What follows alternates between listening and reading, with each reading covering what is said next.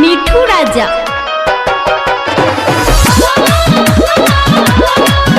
Nalanda recording studio Hilsa.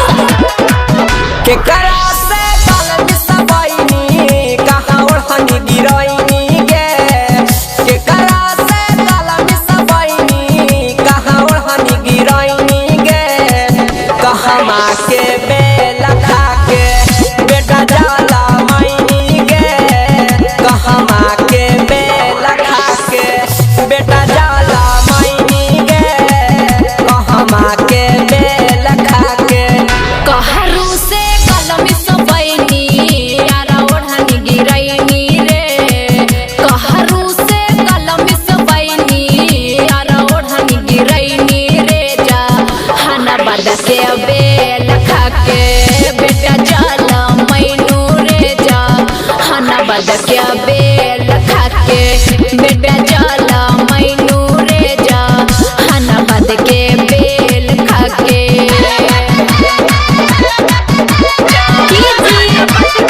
मिठू राजा। राजा पटसोनी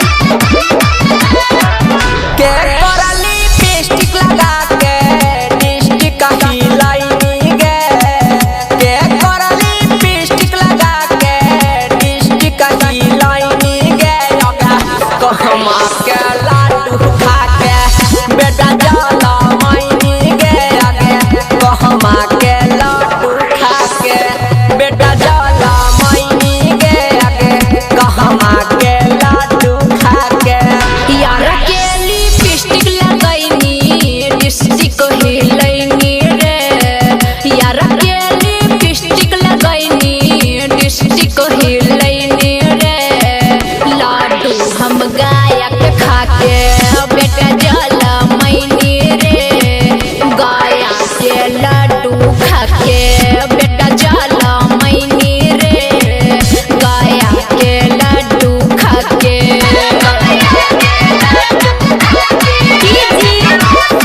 मिठू राजा।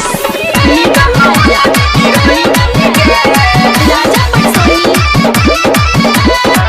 कबना पोखर में नहा के एतना चिकनैनी गे कबना पोखर में नहा के एतना चिकनैनी गे आगे कहम के लीची खा के बेटा जाला मैनी गे आगे कहम के लीची खा के बेटा जाला मैनी गे आगे कहम के लीची आगे बोली न गे रवि राइटर के पोखर में ना हाके चिकनैनी रे रवि राइटर के पोखर में ना हाके चिकनैनी रे लीची कुंदन के खाके बेटा जाला मैनी रे लीची सूरज के खाके बेटा जाला मैनी रे लीची दीपक के खाके।